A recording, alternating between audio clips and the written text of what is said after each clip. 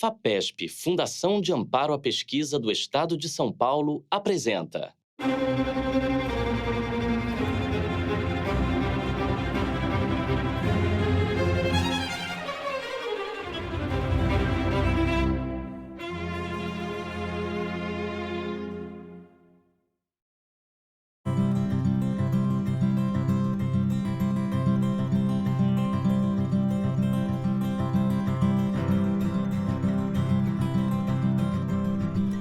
Medicamentos de uso veterinário têm sido amplamente empregados para garantir a saúde e o bem-estar dos animais. Parece um propósito nobre, mas de fato, o amplo uso de medicamentos veterinários tem sido empregado para a produção de alimentos.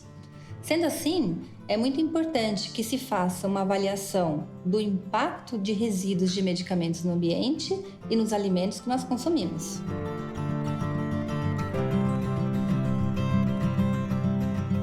A criação de gado nosso se iniciou em 1945 com meu avô. Hoje nós somos a terceira geração já de criadores de gado da família Batistella. Quando se iniciou isso aí, a pecuária era totalmente diferente do mundo de hoje. Que antigamente, na época do meu avô e até um pouco com meu pai ainda, se matava um boi de 4 anos de idade, com 20 arrobas. Hoje se mudou. Como se mudou a agricultura de precisão, hoje a pecuária também está indo para um lado a pecuária de precisão. Aqui na nossa propriedade, graças a Deus, nós não estamos tendo esse problema com várias doenças, não. Porque a gente faz os períodos certinhos das campanhas, que são em maio e em novembro, que são as campanhas afetosas. Nesse período, a gente já faz vermífugo, algum gado mais novo acaba fazendo cabunco, né? Para evitar, um entre safra, que são uma vacina a outra, não ocorram problemas com doenças. Os medicamentos veterinários, uma vez administrados aos animais, eles não são completamente absorvidos. Parte é metabolizada e grande parte é eliminado pela urina e fezes dos animais, sendo que então esses compostos ainda farmacologicamente ativos vão chegar ao solo, podendo ser então percolados pelo solo, serem absorvidos pelo solo, serem escoados, então levando à contaminação do próprio solo e de águas superficiais e águas subterrâneas.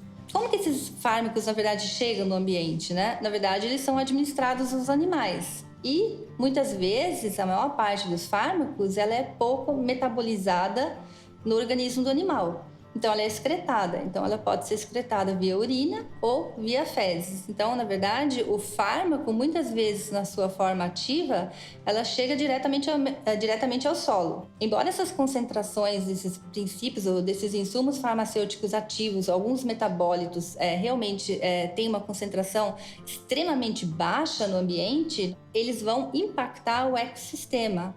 Muito pouco vai afetar a saúde humana. O que realmente afeta a saúde humana é o uso de antimicrobianos na criação dos animais. Antimicrobianos têm sido utilizados muito no Brasil como promotores de crescimento. Promotores de crescimento, como o próprio nome diz, ou eles também são chamados de melhoradores de desempenho, eles promovem o crescimento do animal num tempo menor e fazem com que ele ganhe massa muscular, ou massa mesmo, né? Massa corpórea. Só que esses antimicrobianos, isso já é bem conhecido, acabam levando a uma resistência bacteriana. Então, o que significa isso? Que isso vai realmente refletir na saúde humana. Nós vamos ter bactérias resistentes que vão ser repassadas para o ser humano e quando a gente precisa de um antibiótico, de um antimicrobiano, não existe mais nenhum para tratar, então, ou combater essas bactérias.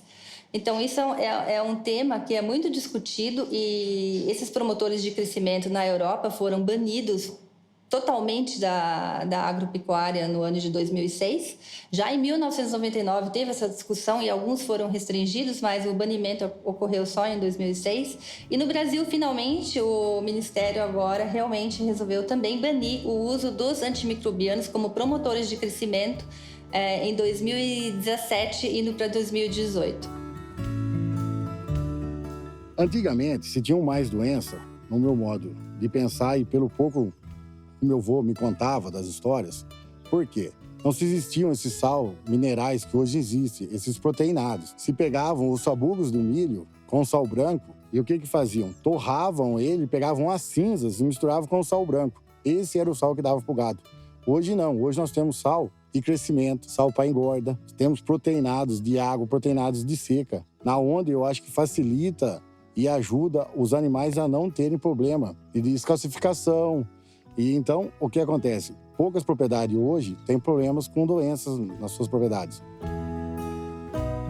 No início dessas pesquisas foi até interessante, porque a ideia era a gente chegar até o produtor, perguntar para o produtor que tipo de fármaco ou medicamento ele estava usando na sua criação. Tanto a gente começou na avicultura, na bovinocultura, e para mim isso foi assim uma surpresa muito grande quando nós procurávamos os estabelecimentos e conversávamos com as pessoas.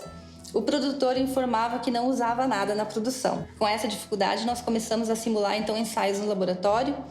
Nós pegamos selecionamos 2 classes de fármacos ou de medicamentos veterinários, que eram os antimicrobianos e os antiparasitários. Por que essas 2 classes de medicamentos? Porque, na verdade, representam 40% do mercado de venda aqui no Brasil de medicamentos veterinários. Então, o que nós observamos, o que foi possível verificar nesses estudos? Que, por exemplo, algumas classes de compostos, como as avermectinas, que são muito utilizados para combate de ecto e endoparasitas aqui na bovinocultura, esses compostos, por exemplo, eles sorvem muito nos solos argilosos. Então, elas têm pouca mobilidade nesses solos e dificilmente vão contaminar o lençol freático. Já compostos como sulfonamidas, por exemplo, que são muito utilizados na criação de suínos e mesmo em aves, elas já têm pouca afinidade pelos solos e são mais facilmente, então, lixiviados para a água. De modo geral, os produtores que vão usar o medicamento veterinário na pecuária, eles não têm consciência sobre o impacto desses produtos no meio ambiente e mesmo os resíduos que podem deixar nos alimentos que vão ser consumidos. Então, é muito importante que se faça um trabalho junto ao produtor para que ele use os medicamentos de acordo com as boas práticas veterinárias. Os produtos que nós usamos vêm de laboratórios confiáveis. Vêm com as bulas e tanto nos rótulos deles e também nas caixas que vêm os produtos, todos vêm as especificações corretas do que nós devemos usar ou não e a dosagem certa por animal. Se ele é um animal adulto, se ele é um animal infantil, então depende do grau de peso que ele tem, vai ser a dose que ele vai ser usado para ele. Para produzir alimento suficiente com esse crescimento populacional, tem-se usado frequentemente a criação intensiva de animais. E nessa criação intensiva de animais que se usam tecnologias, também se empregam medicamentos veterinários. Na criação intensiva, geralmente os animais eles ficam confinados em um pequeno espaço, o que permite aumentar a produtividade, mas, por outro lado, também favorece a disseminação de doenças nos animais. A melhor maneira de reduzir o impacto seria não utilizar o medicamento veterinário. No entanto, isso é uma situação praticamente impossível de ser considerada.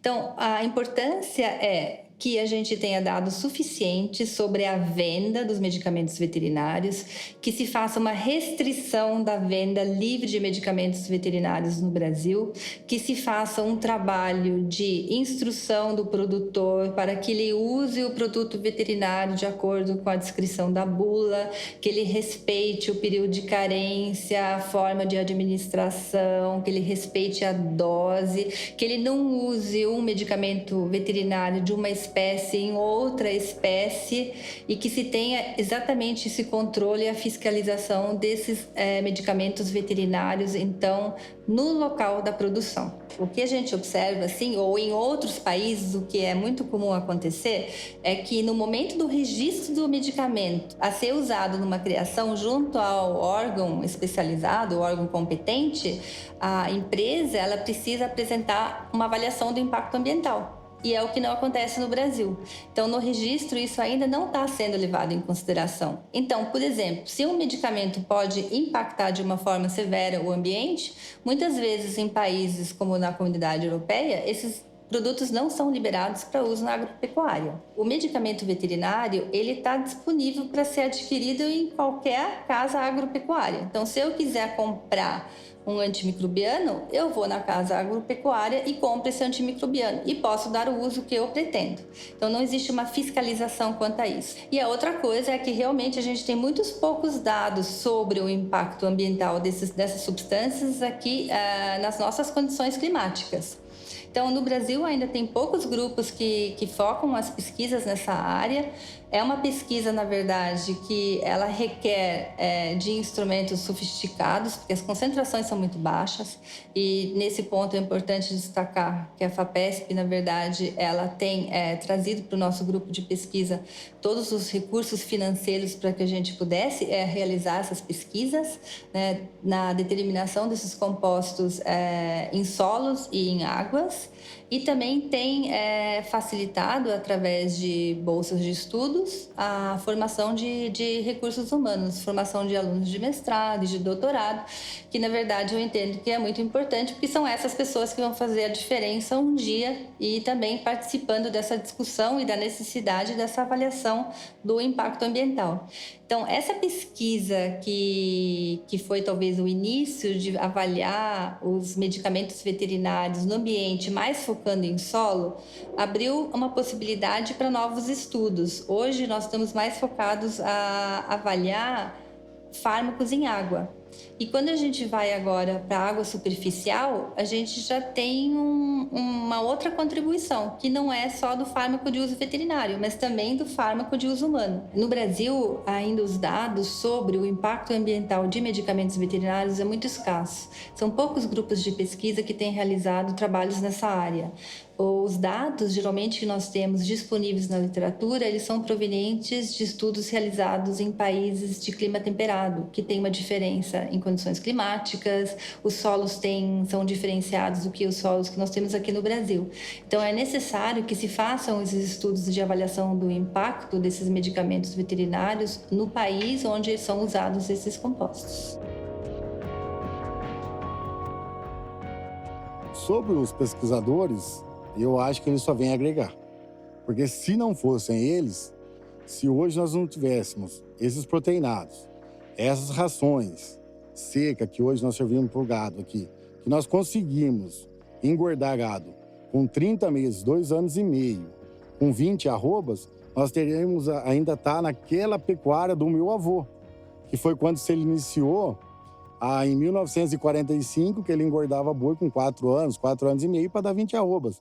Então, eu acho que a pesquisa, ela só vem a fortalecer o campo, só vem trazer cada vez mais informações para nós pecuaristas, que estamos aqui esperando que, lógico, quanto menos produto nós usarmos no nosso gado, menos nós vamos gastar e mais o nosso lucro final pode aumentar. Então, ainda tem muito a ser feito nessa área e espero que outros grupos de pesquisa também se motivam por esse assunto, porque tudo que tem também, o impacto que isso vai causar no ecossistema também vai refletir depois na saúde humana.